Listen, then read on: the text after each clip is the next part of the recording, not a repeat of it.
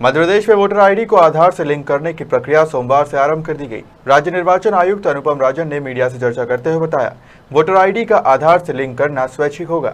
साथ ही 17+ आयु होने पर वोटर कार्ड के लिए आवेदन कर सकते हैं। ये 1 अगस्त से 31 मार्च तक चलेगा। इसके लिए दोनों तरह की व्यवस्था है। ऑनलाइन मोड में भी आप अपना आधार नंबर सबमिट कर सकते हैं, और ऐसे मतदाता जो ऑनलाइन नहीं सबमिट कर पा रहे हैं या उस स्थिति में नहीं हैं, वो BLO के माध्यम से हम लोग उनसे उनका आधार नंबर प्राप्त कर रहे हैं। इसके लिए मतदाता को कहीं जाने की ज़रूरत नहीं है। जो BLO है, जो बूथ लेवल ऑफिसर है, वो मतदाता के घर उनसे संपर्क करेंगे, घर घर जा कर के, और उनसे उनका आधार नंबर प्राप्त करेंगे। ये अभियान वॉलंटरी है, स्वैच्छिक अभियान है। आधार नंबर एकत्रित करने के बाद इसको वोटर आईडी कार्ड से जोड़ने का काम नेक्स्ट फेज़ में किया जाएगा।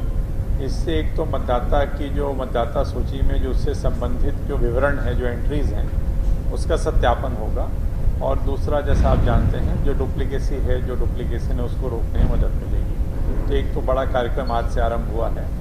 अभी 11 बजे से हम लोगों ने राजनीतिक दलों के प्रतिनिधियों के साथ बैठक करके उनको भी इस पूरी प्रक्रिया से और इसके प्रावधानों से अवगत कराया है। एक अन्य जो महत्वपूर्ण चीज़ आज से प्रारंभ हुई है, जो काफ़ी महत्वपूर्ण है, अभी तक किसी भी साल में 18 साल पूरे होने की जो डेट थी, वो उस साल की 1 जनवरी होती थी। जैसे जिस ईयर में हम बैठे हैं 22 में, तो 1 जनवरी 2022 को जो मतदाता 18 साल का होता था, उसका नाम जुड़ता था। उसके बाद की अवधि में जो लोग 18 साल के होते थे, उनका नाम फिर 1 जनवरी 23 में जाके जुड़ता था। तो एक तरह से लंबा इंतज़ार करना पड़ता था। अब 4 तिथियां हो गई हैं। 1 जनवरी जो पहले से निर्धारित तिथि है, वो तो है ही। उसके साथ साथ 1 अप्रैल, 1 जुलाई और 1 अक्टूबर, इस तरह से साल में इन 4 तिथियों में जो मतदाता 18 साल की आयु को प्राप्त हो रहे हैं, वो वोटर लिस्ट में अपना नाम जुड़वाने के लिए पात्र हैं, और एक बार नाम जोड़ने के बाद उनको फिर वोटर आईडी कार्ड भी मिलेगा। एक और चीज़ जो महत्वपूर्ण हुई है, मतदाता अपना आवेदन, जो वोटर लिस्ट में नाम जुड़वाने का जो उनका आवेदन है, वो एडवांस में दे सकते हैं। निर्वाचन आयोग का ये मत है कि आने वाले समय में और अब बेशक होगा जो ऑनलाइन वोटिंग नहीं, ऑनलाइन वोटिंग करने की प्रक्रिया पे विचार तो चल ही रहा है। आधार लिंक करने से एक तो फ़ायदा ये है कि आपकी जो एंट्रीज़ हैं, उसका सत्यापन हो जाता है आपका आधार कार्ड से, और जो मल्टीपल एंट्रीज होती हैं उसको रोकने में मदद मिलती है। आप भी जानते हैं सारी चीज़ें। एक चीज़ और मैं आपसे, अगर आप लेना चाहो तो ले सकते हो। एक चीज़ और है जो मैं कार्यक्रम के बारे में आपको बता दूं। जो हर साल एक SSR होता है, संक्षिप्त पुनरीक्षण कहते हैं, जो मैं कह रहा था कि साल में एक बार काफ़ी इंटेंसिव एक्सरसाइज होती है। तो इस वर्ष की जो SSR है, जो पुनरीक्षण की कार्रवाई होनी है, उसकी डिटेल्स, उसका प्रोग्राम जारी हो गया है, हम आपसे शेयर भी कर लेंगे। 9 नवंबर को, मतलब 9 नवंबर को ड्राफ्ट मतदाता सूची का प्रकाशन किया जाएगा, जिसको अपन कहते हैं कि वोटर लिस्ट का प्रकाशन होगा 9 नवंबर को, ड्राफ्ट लिस्ट का। और 8 दिसंबर तक जो व्यक्ति अपना नाम जुड़वाना चाहता है, या किसी पे कोई आपत्ति भी करते हैं लोग कि इनकी मृत्यु हो गई है या गांव छोड़ के चले गए हैं, तो दावे और आपत्ति जो हैं वो आपके 8 दिसंबर तक प्राप्त किए जाएंगे। उसके बाद उसका निराकरण होगा, और फाइनल जो मतदाता सूची है 1/1/23 की स्थिति में, 1 जनवरी 2023 की स्थिति में जो फाइनल मतदाता सूची है, उसका प्रकाशन 5 जनवरी 2023 को होगा। तो 5 जनवरी 2023 को एक मतदाता सूची अंतिम रूप से प्रकाशित होगी, जिसमें 1/1/2023 तक जो लोग 18 साल के हैं या 1/1/23 की स्थिति में, वो जारी की जाएगी। लेकिन उसके बाद भी नाम तो सतत जोड़ने की प्रक्रिया चलती रहती है, वो चलती रहेगी, और लोगों के नाम।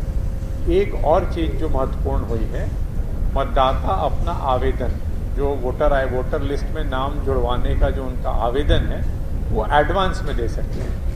मतलब इसका सिंपल शब्दों में बताऊं तो 17+ के होने के बाद, 17+ होते हैं आप, एक निर्धारित कट ऑफ डेट है ड्राफ्ट रिवीजन की, तो 17+ का मतदाता भी अपना आवेदन अग्रिम रूप से दे सकता है।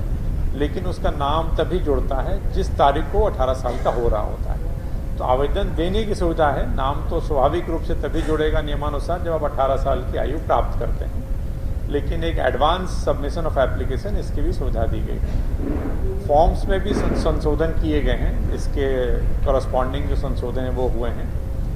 आधार के संबंध में एक बात बिल्कुल स्पष्ट कर दूं कि आधार नंबर नहीं होना कभी भी आपका नाम मतदाता सूची से काटने के लिए नहीं है। मतलब यदि कोई व्यक्ति के पास आधार नहीं है तो उसका नाम मतदाता सूची से नहीं काटा जाएगा।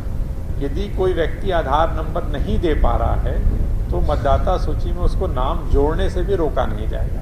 मतलब मतदाता सूची में नाम जोड़ने से वंचित नहीं होगा वो, आधार नंबर नहीं होने से ऐसी स्थिति नहीं है कि उसका नाम काट दिया जाएगा।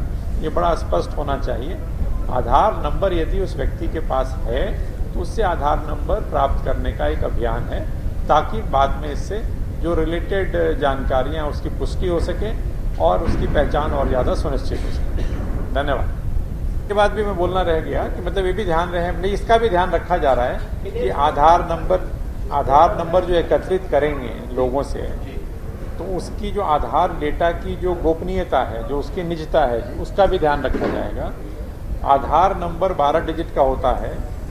BLO उसको जब एक बार एंट्री कर लेगा तो उस 12 डिजिट में से आखिरी 4 डिजिट ही दिखेंगे, शुरू के जो 8 डिजिट हैं उसको मास्क कर देगा, या तो उसको मिटा बने वो क्रॉस कर देगा या उस पर कुछ चिपका देगा।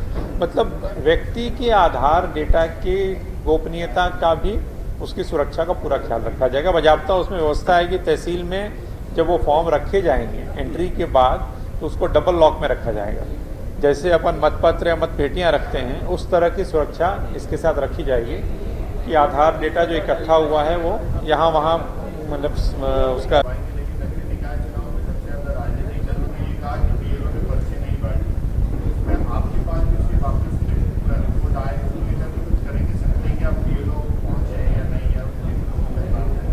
देखिए कितने लोगों एक तो पहले मैंने कहा स्वैच्छिक है, बट फिर भी एक पूरी व्यवस्था है जिससे ज्ञात होगा कि किस क्षेत्र में कितने मतदाताओं में से कितने मतदाताओं का नाम आधार नंबर हम प्राप्त कर पाए। तो उससे BLO की परफॉर्मेंस भी पता चलती है, या उसमें से ऑनलाइन कितना हुआ, BLO के माध्यम से कितना हुआ। तो BLO पे नियंत्रण कह लें या मॉनिटरिंग कह लें वो हम लोग करेंगे।